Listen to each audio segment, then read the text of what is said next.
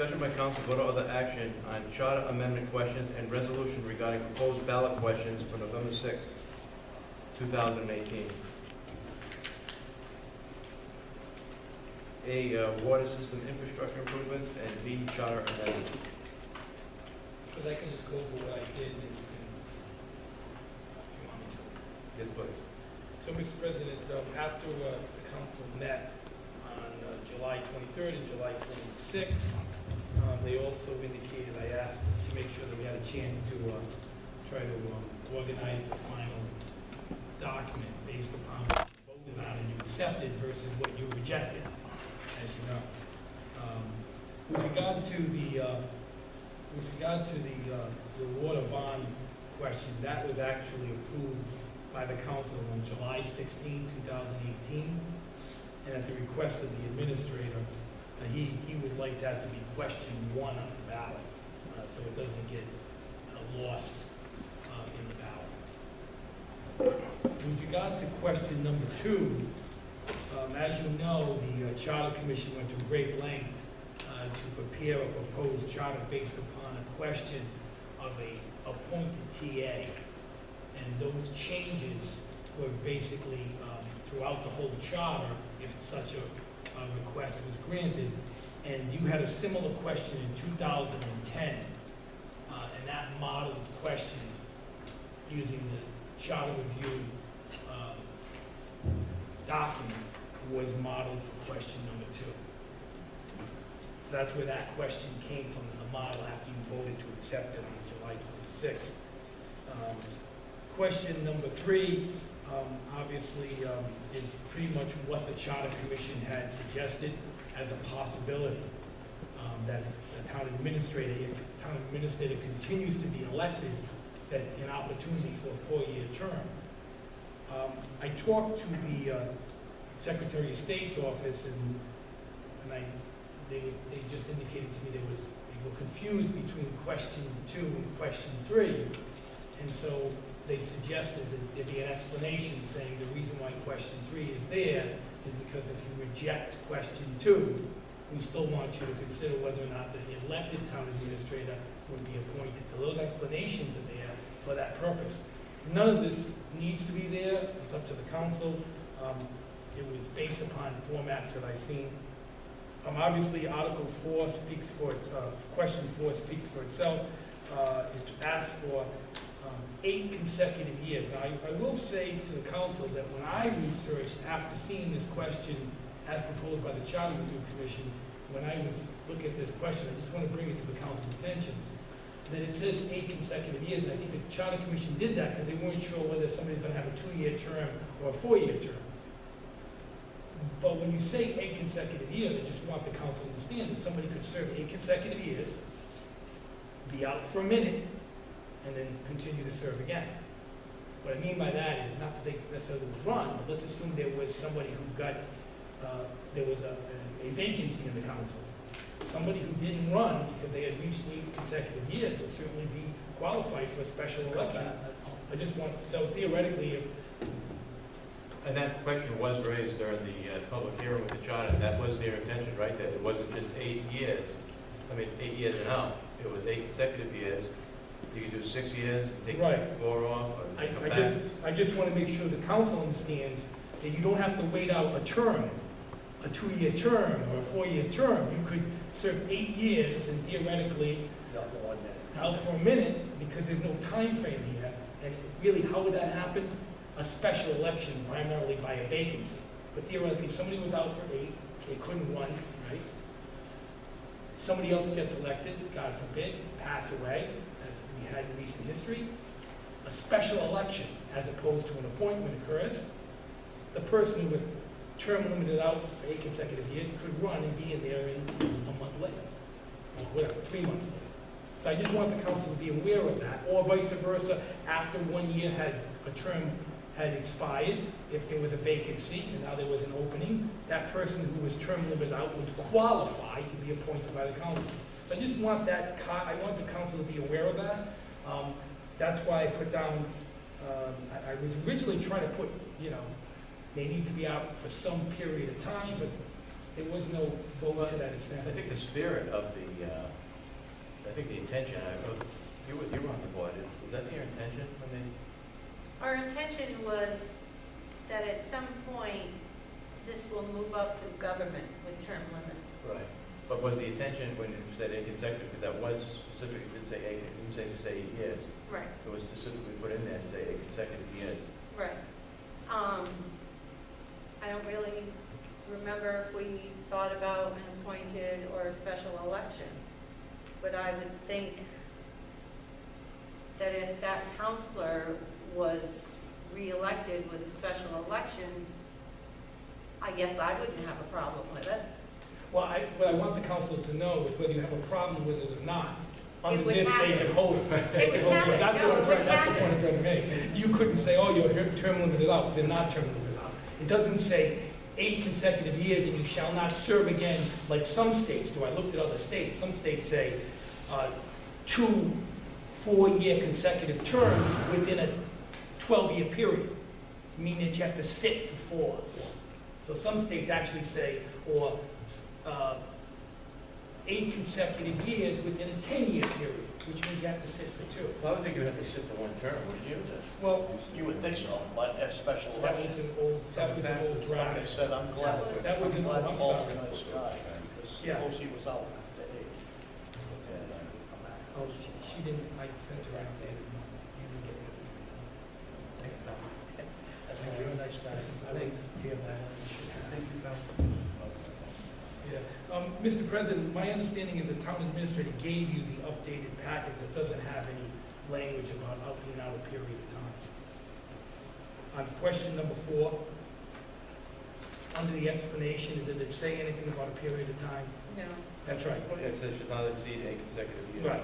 So you have the right, you have the right. Consecutive, there's a break, oh. Yeah. I mean, well, A what is the consecutive year, though, possibility that that well, can I happen? just, but a consecutive year, you know, a month, 2 months, 3 months is not a break, and it's still the same, it's still a year. I would think there would have to at least be another calendar year, wouldn't it? I don't see how, I'm sure that what we're discussing is the litigation that will ensue, if you try to take that point of view. If you say that the term is 8 consecutive years, you're limited to 8 consecutive years, then after 8 consecutive years, I can't run, Yeah.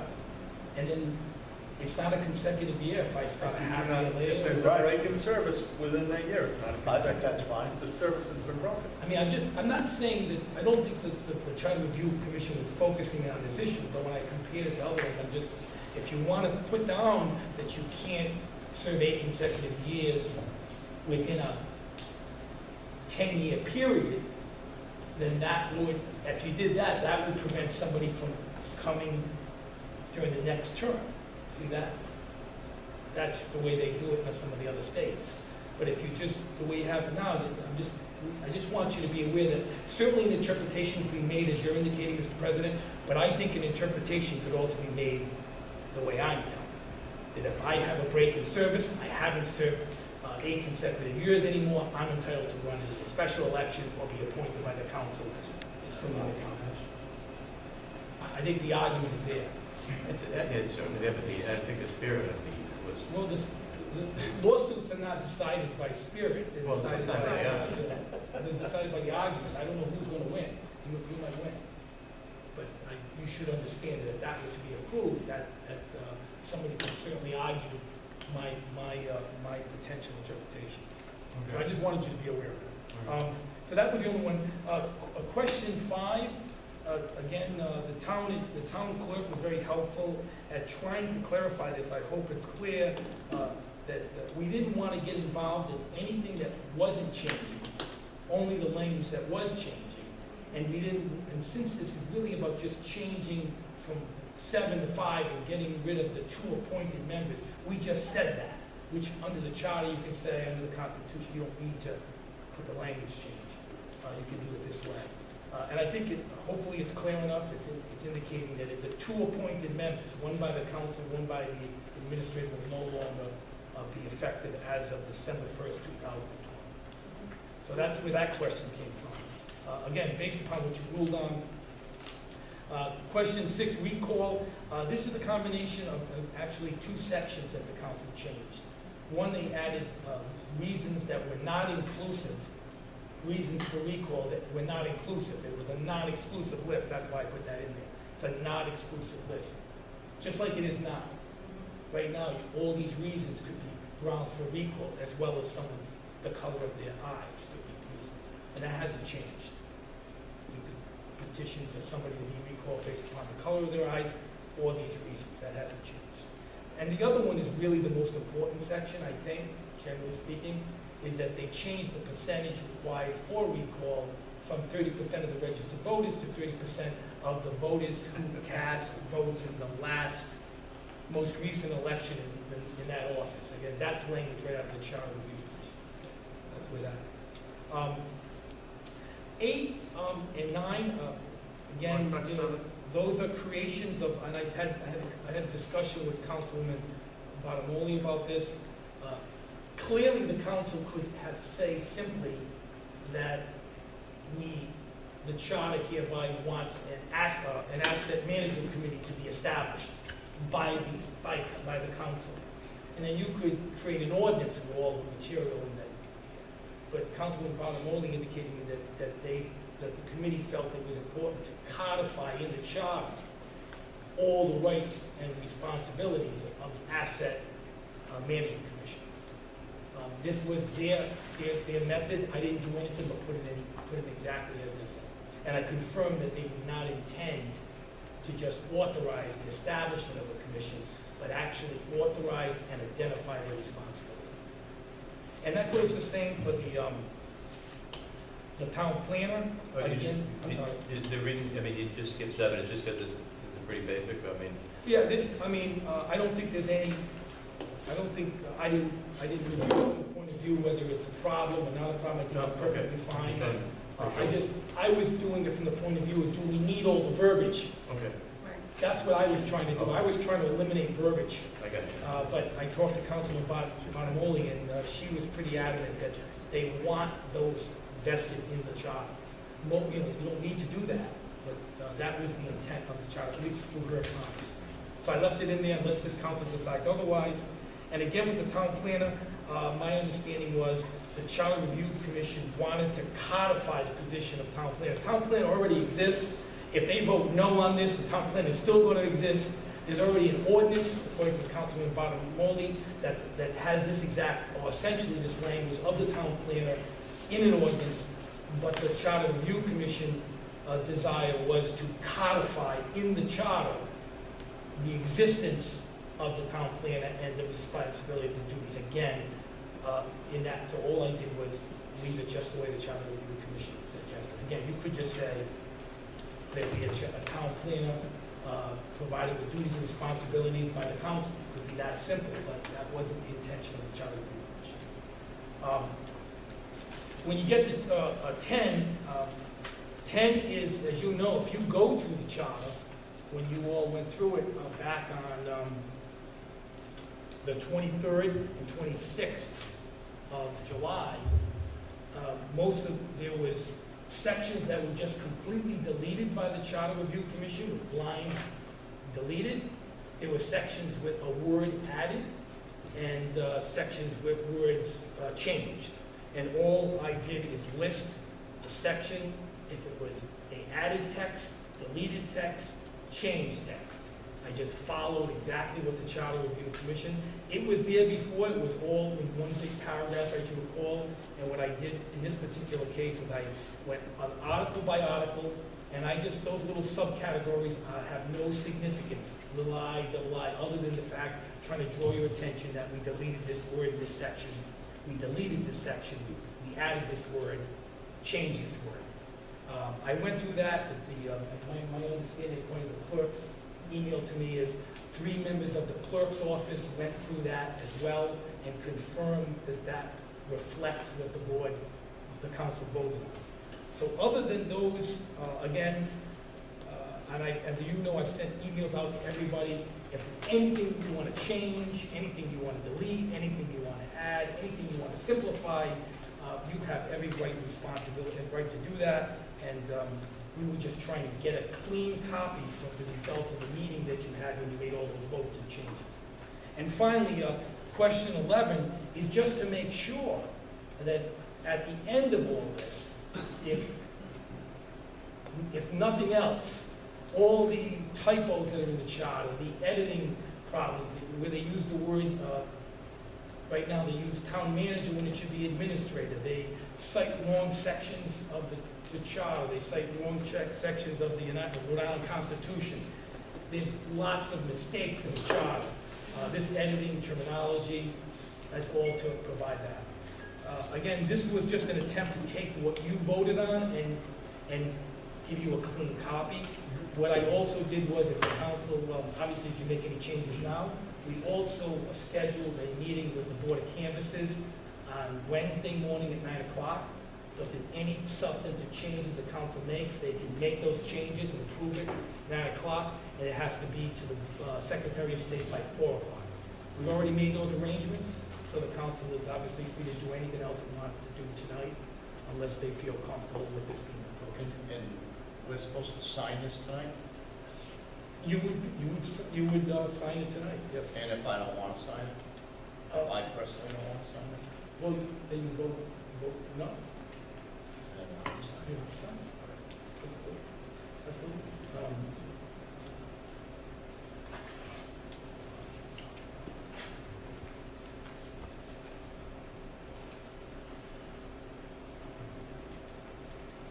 And again, some of these questions, I don't think all these questions, were all these questions unanimous vote? I don't know. No. Right, so that's, Not at all. so there you go, they were not unanimous vote. They were unanimous vote. All right, just wanted to say I'm not signing.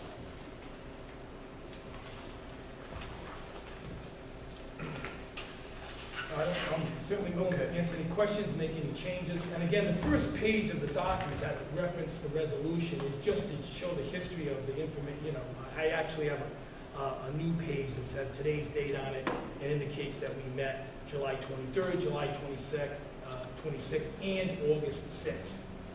And then just so that when it would be advertised on the ballot, the resolution would say, resolution dated August 6, 2018. If you notice, the ballot has to have the date of the resolution. So it's a clean copy of the resolution and actions you took in the last 2 meetings. So sorry for the long-winded explanation, but I want you to Before we vote, Laura, from Valley Breeze, can I ask you a quick question? How would, you could, obviously you couldn't print all that, right? I was wondering the same thing. I don't know. It would be a great question for our advertising department. I don't know exactly what the laws are that restrict you in terms of, would this actually all have to be printed in a paper? Or could there be some sort of, directing people to some sort of webpage or some other source of information? I'm honestly not sure. Because I agree with Mr. Clifford. I think that this should be really publicized and advertised, and I think everybody should be educated as to what, making educated decisions on what they're doing. But if, You could pay for it to be put in there. yeah, how many pages? How many pages? Just a couple of pages, wouldn't it? At least a few. Mr. President, we are already working on getting the document ready to be posted. I'd like to do it more than once, more than Well, the week before. Yeah, the election. Yeah, more than once before the election, maybe 2 or 3 times. If I may, Mr. President, if we could do some type of announcement to say, visit the website, and then 10 days before the election, the town pays for a complete disclosure. Yeah, we'll figure it out. You know? Yeah. Or at school at times when we have something for parents, you can go to a website, but if you want a paper copy, you can get that and say town hall. Have a choice of one website, or they put a copy, but. Yeah. Mr. President, you could also, there's one other possibility, and I didn't ask this question, but I'm sure it's possible. You could get the sample ballot from the Secretary of State, publicize the sample ballot, and refer them to whatever the website is, hard copies of the charter, Okay. showing all the changes, as Mr. Clifford had mentioned. I think the administrator is working on that. Every change that you voted on that was accepted in the charter draft that was